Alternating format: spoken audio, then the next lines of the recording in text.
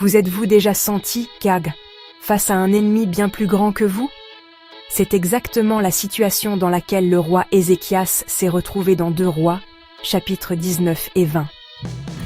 Laissez-moi vous raconter cette histoire puissante. Jérusalem est encerclée.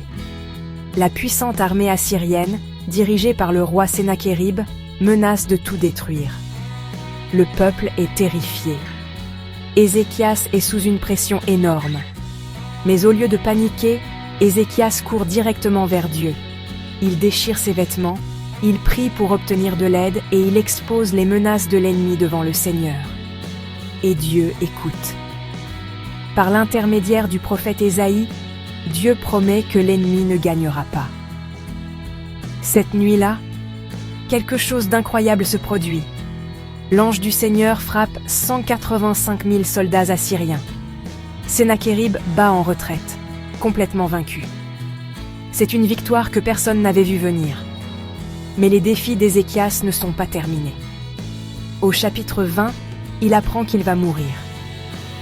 Au lieu d'abandonner, il tourne son visage vers le mur et prie, épanchant son cœur. Dieu l'entend à nouveau et envoie Ésaïe avec un message. J'ai entendu ta prière, je te guérirai. Ézéchias obtient 15 années de vie supplémentaires, une seconde chance qu'il n'attendait pas. Ces chapitres me montrent que peu importe à quel point les choses semblent impossibles, la prière change tout. Même lorsque les chances sont contre nous, Dieu voit, Dieu entend et Dieu agit. Alors, si vous êtes un jour submergé par les problèmes ou face à quelque chose que vous ne pouvez pas gérer, souvenez-vous d'Ézéchias. Remettez-le à Dieu.